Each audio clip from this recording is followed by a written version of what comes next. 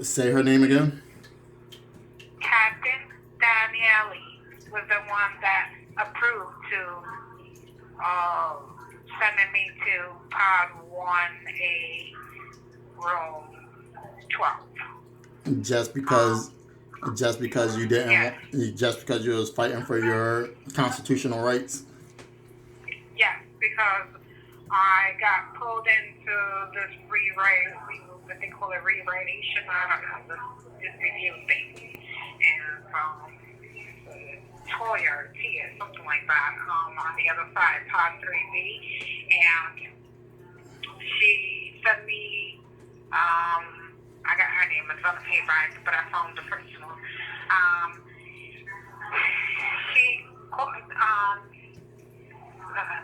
September 3rd, right after I finished talking to her, I was asleep. This is how it happened. September 3rd, I was asleep.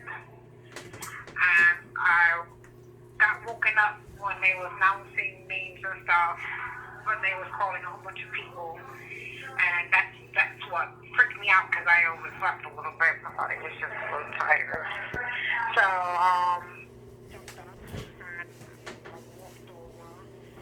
making sure everything was okay.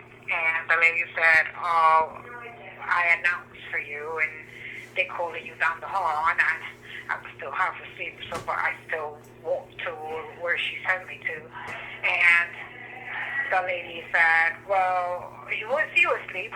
And I was like, because I was wiping my eyes, and I said, "Yes, I was asleep." And they sent me to you. And she was like, "Well, I'm here to ask you a couple questions. How you doing? Are you okay?" She was like, "How was your day?" And how was my day if I was asleep? And she knew that.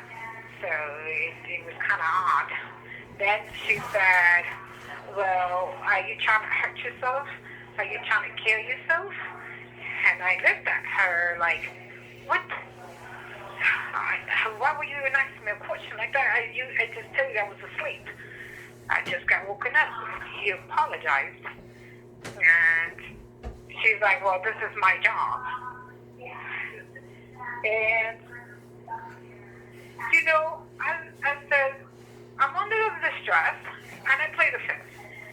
And she looked at me, she was like, "It was just a yes or a no." And then she studied for a bit, and I looked and I said, "Well, I asked my constitution rights. And when I actually say, I pay the fifth, that means you shouldn't ask me no more questions from further on." I got up and I was walking off, and I'm like, "Make no sense. I was asleep, you're asking me these weird questions. Now, wake me up and ask me this." So I walked off, and then when I got to the room now, so as I was walking down the hall, she stopped me again. She's like, "Listen, I'm going to ask you again." I said, "And I just told you what I told you in the room. I played the fifth. I said, if anyone is killing anyone or wants to hurt anyone, it's you guys hurting these people. You're giving these people drugs. You're killing them. So you're overdosing. They look. You're giving them too much medication. They're falling asleep when you're talking to them, and you're doing things to these people. So anyone is hurting them, it's you guys. I'm not here to hurt no one on myself. So when I tell you it's the fifth, it's the fifth." And I was asleep, and she even asked me that type of question, like, "You make sense to the things you say." And I told her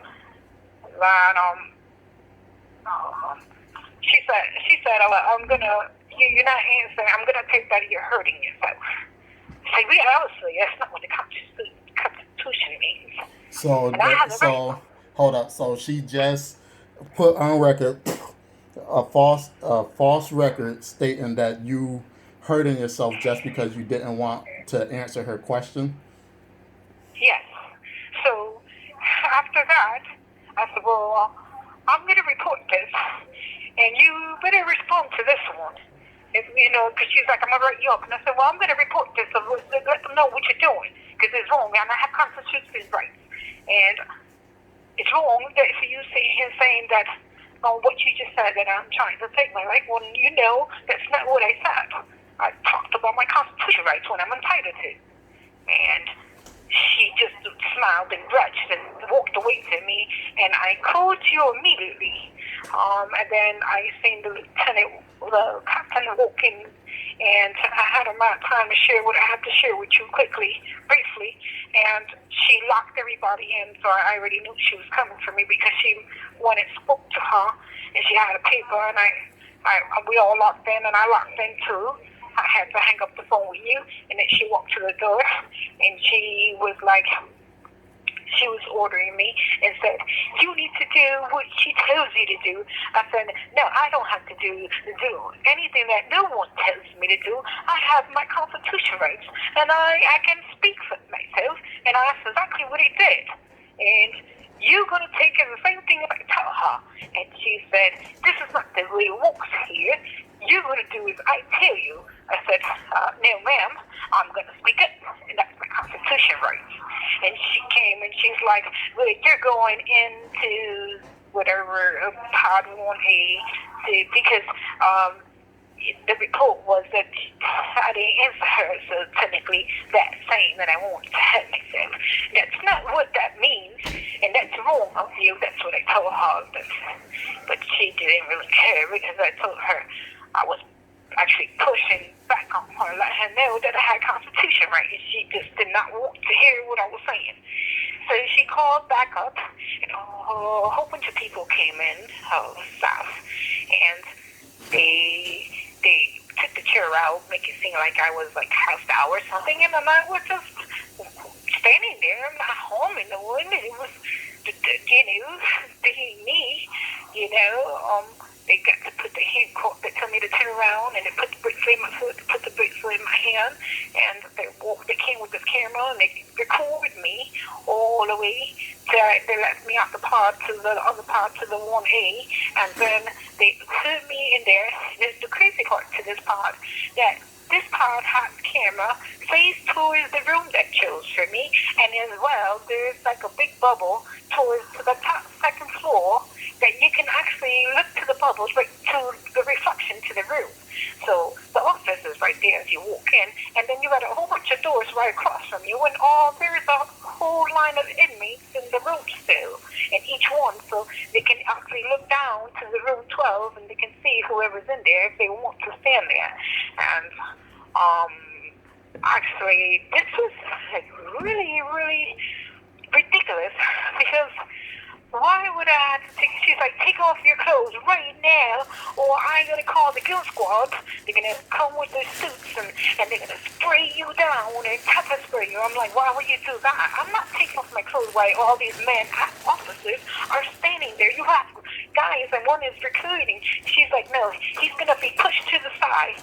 And then the other officer, who's men's on the other side, but you can see from, he's standing on the camera side, so there's a camera towards the room, so you can still see. And then there's a bubble thing of, like when you go to the store, like one of those mirrors, you can look up and still look into the room. So even though they don't stand there, they can see it from up there. So they're doing things they're not supposed to. And then you have all these inmates that they can look right across while I turn around and bend over. The rooms was occupied. So she's like, don't worry about it. We're standing right here. And she was like, give me your clothes right now before I call back right now. Matter of fact, don't make it worse on yourself. I'm telling you right now. I said, why you don't want to pepper spray me? I am telling you, I'm not taking off my clothes while you have these men and standing in these rooms. Like, it's like this. She's like, they're not looking. Don't worry about it. But those cameras, I did not feel safe at all. And she was really praying. She said, if you do not take off your clothes, we're going in there and we're going to take off your clothes and we're going to take everything from you. So I don't want no problems. I don't want no problems. I'm very, very, very well mannered, and it's not my clothes, I guess.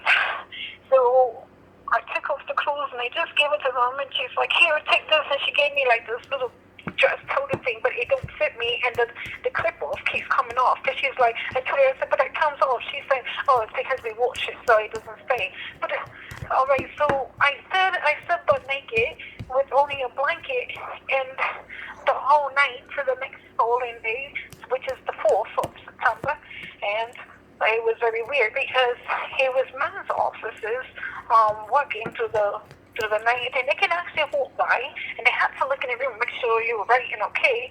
But I felt very uncomfortable because I'm butt naked under this blanket the whole time, and I had to pee, and I had to cover myself, and the camera's facing to it that way. I don't know, this is not good. And then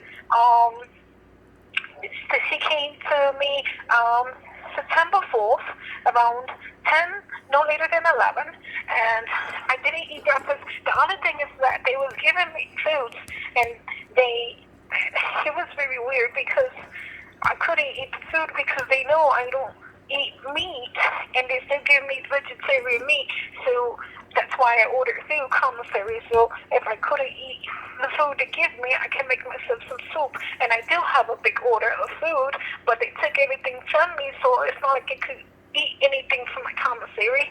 They had it in their possession. So when they was giving me food, they was giving me things that I didn't eat. So I was rejecting the food because I couldn't eat that. And that's the whole point of me getting commissary. So what I couldn't eat off the tray, at least I could eat what I want.